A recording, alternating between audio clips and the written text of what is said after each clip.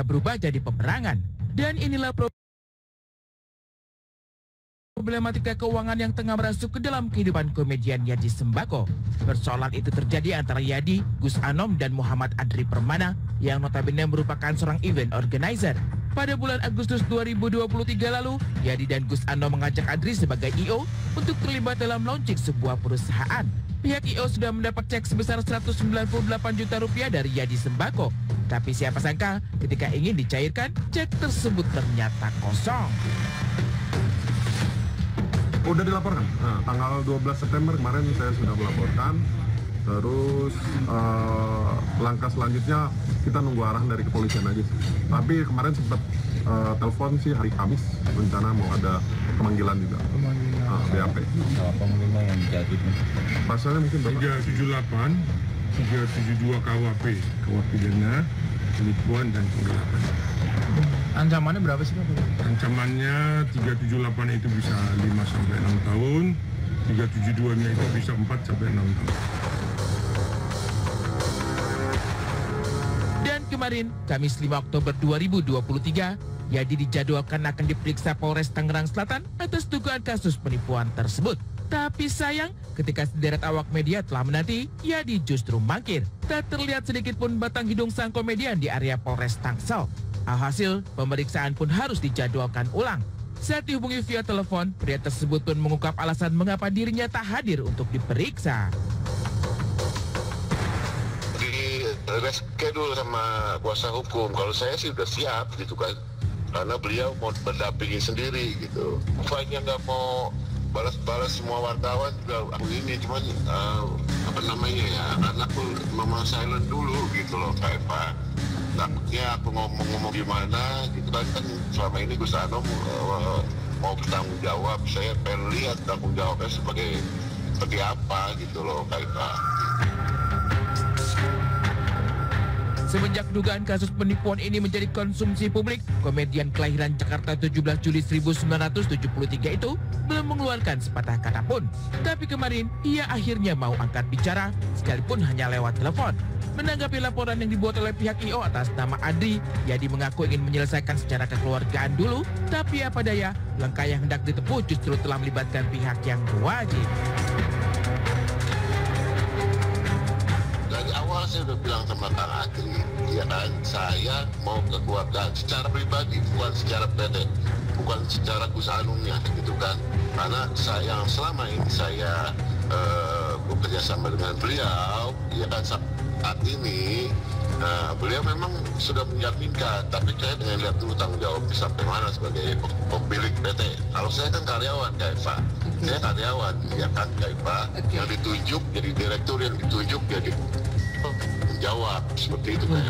Total kerugian yang nyatanya 198 juta 90 ribu itu baru kerugian nyatanya, yang memang dimana event tersebut keseluruhan satu vendor, satu I.O., tetapi kerugian yang lainnya belum kami hitung. Saya sudah ke rumahnya, saya komunikasi, cuman minta waktu menjanjikan itu aja sih.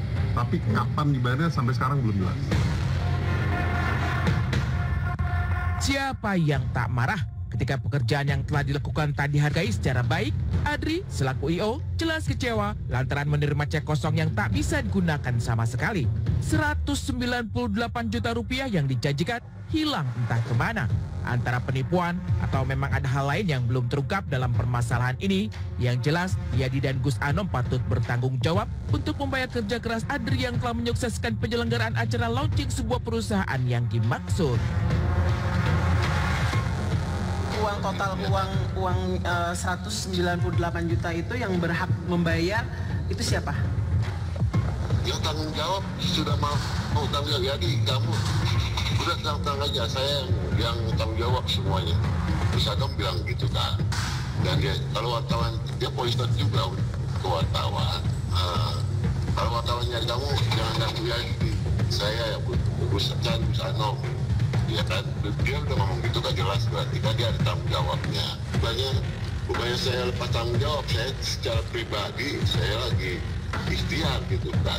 Tapi saya lihat dulu urusan mana tanggung jawabnya seperti itu.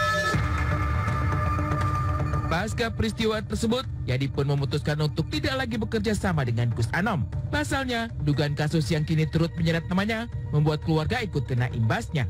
Anak-anak tidak berani ke sekolah, hingga Yadi pun diserang sakit lantaran terus kepikiran. Tapi saya saya kuatkan keluarga saya kuatkan semuanya, nama saya yang teman-teman wartawan tahu lah saya seperti apa. Pernah nggak ada berita-berita seperti ini baru pertama kali saya ngalamin. Dan seperti itu, teman-teman semuanya mohon maafin saya selama ini silent, bukan apa-apa, karena saya takut apa yang saya akan laporkan ke penyidik semuanya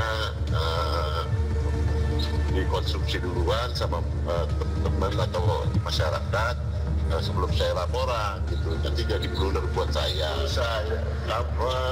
Teman-teman wartawan paham lah, orang yang baru dapetin masalah seperti ini, dia nggak pernah tahu begini hukum begini, somasi begini, tiba-tiba ada beginian gitu loh, paham lah, ngedrop kan. Jadi ya, itu yang saya alami. Tapi alhamdulillah banyak support, banyak orang-orang baik yang masih support saya. Walaupun media goreng saya habis-habisan, saya lihat ada yang pakai baju oranye, dia pakai apa, gitu kan. Walaupun ada masih beberapa media yang ya alhamdulillah lah masih berpihak, dan teman-teman artis juga masih ada yang support semuanya. Jadi yang terlibat di acara juga ya alhamdulillah komennya masih inilah apa saya terima. Menolak melakukan dugaan penipuan, tapi siapa sangka usut punya usut, Adri bukan satu-satunya orang yang diduga pernah mendapat perlakuan demikian dari Yadi Sembako. Beberapa nama selebritis seperti Aldi Taher dan Irma Darmawangsa pun kabarnya pernah berurusan dengan Yadi. Saya nggak datang. Karena dia tahu dan nggak dibayar. Makanya dia nggak datang. Enggak, maksudnya gini, bukan saya nggak datang. Karena memang saya kan minta DP. Kan memang prosedur kita gitu. Saya mau nyanyi, mau di calling job sama siapapun, saya minta down payment dong. Saya minta down payment di depan. Nah terus katanya kalau down payment nggak ada, jadi adanya tuh apa nanti dibayar H-1. Iya betul. H-1 sebelum acara. Nah pas H-1 sebelum acara, saya tanya, dia bilang nggak bisa tuh. Irma bukan sudah ditipu, tapi diduga akan ditipu. Lantaran tak kunjung dibayar sesuai persyaratan, kala itu Irma pun memutuskan untuk tidak melanjutkan kerjasama. Lantas, apa yang sebenarnya terjadi pada Yadi Sembako? Seperti apa fakta terkait kasus yang kini sedang menjeratnya? Benarkah dirinya terlibat dalam dugaan kasus penipuan yang kini sedang berjalan?